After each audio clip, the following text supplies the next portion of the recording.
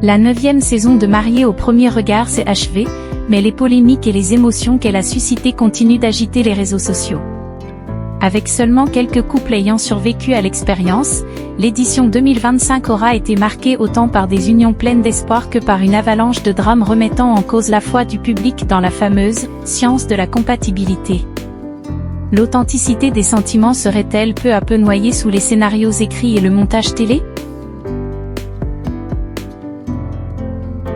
L'amour ou les conflits intérieurs?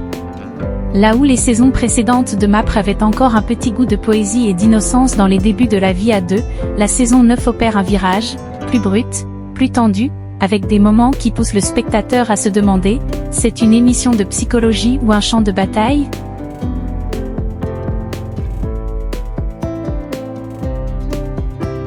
Coralie et Bruno de la passion au contrôle.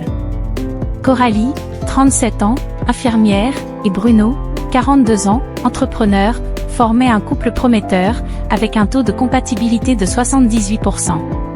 Mais les tensions ont émergé dès la lune de miel.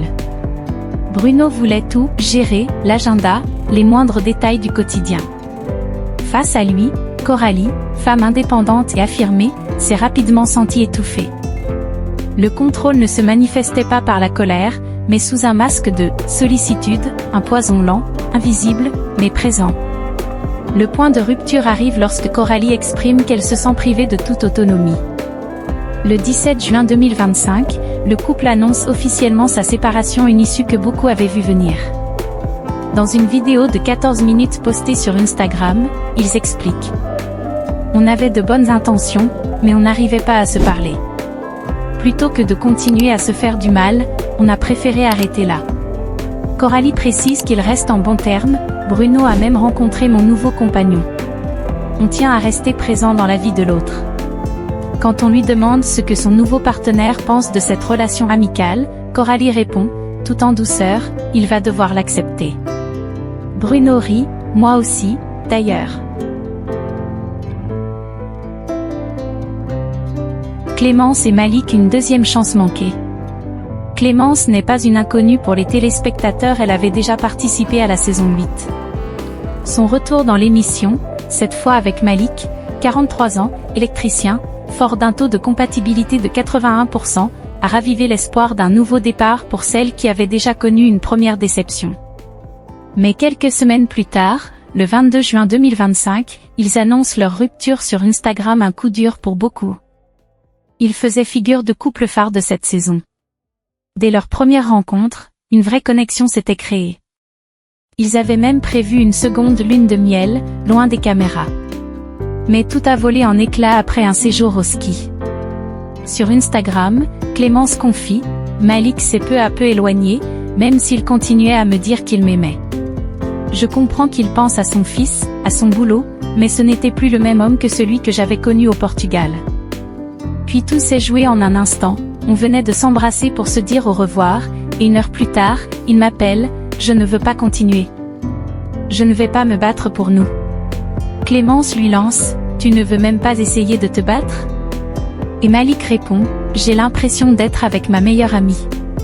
Ce à quoi elle réplique, sèchement, ah oui? Tu couches avec ta meilleure amie tout le week-end, toi? Clémence raconte qu'elle a perdu du poids, que son moral a été sévèrement touché, et qu'elle a dû prendre ses distances avec les réseaux, je ne pouvais plus continuer à mentir aux gens. Dans une interview accordée quelques jours plus tard, elle conclut, je ne souhaite aucun mal à Malik. Mais il est temps que ça s'arrête. On lève le drapeau blanc. Malik réagit, mon fils a été affecté. Face aux critiques violentes sur Internet, Malik prend la parole pour se défendre, mes sentiments se sont éteints, mais je suis resté discret sur mes doutes. J'ai toujours de la tendresse pour Clémence, mais ce n'est plus de l'amour. J'ai eu tort de lui dire ça au téléphone et je m'en suis excusé plusieurs fois. Il ajoute, tout a été étalé au grand jour. Je me suis senti comme un pestiféré.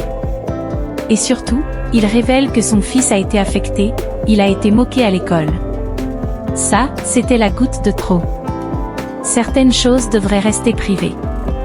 Peu après, Clémence supprime le post controversé de ses réseaux sociaux. Clémence, trop lisse, à l'écran? Une autre polémique, la perception de Clémence à l'écran, jugée trop parfaite, trop dans le contrôle.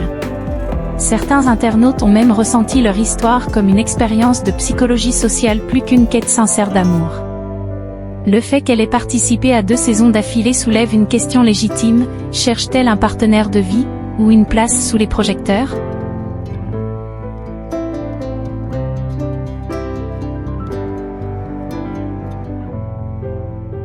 Les drames ne viennent pas que des candidats.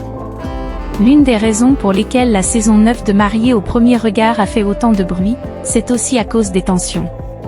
En coulisses, les doutes sur la validité scientifique des matchs. Guillaume, l'un des participants de cette saison, n'a pas hésité à déclarer dans une interview qu'il voudrait savoir sur quoi exactement les experts se basent pour former les couples. Avec un taux d'échec récurrent sur 9 saisons, de plus en plus de voix s'élèvent, les tests de compatibilité ont-ils encore un vrai sens, ou servent-ils juste à construire un récit télévisé ? Ces propos reflètent non seulement la frustration des candidats, mais aussi un profond doute du public. MAPRE s'est longtemps présentée comme l'émission la plus sérieuse parmi les dating shows, sans clash calculé, sans manipulation scénaristique. Mais cette image commence à s'effriter. Des lueurs d'authenticité subsistent. Il faut pourtant reconnaître que la saison 9 a aussi offert quelques instants sincères et touchants, des regards timides entre 2 inconnus, des efforts vrais pour se comprendre. La présentation naturelle sans exagération d'un couple de femmes, Mallory et Mélanie, est aussi un pas en avant en matière de diversité. Même si leur histoire ne s'est pas terminée de façon idéale, leur présence discrète mais honnête prouve que l'émission garde une certaine volonté de s'adapter à la société actuelle. Conclusion, une saison adulte, mais au goût amer.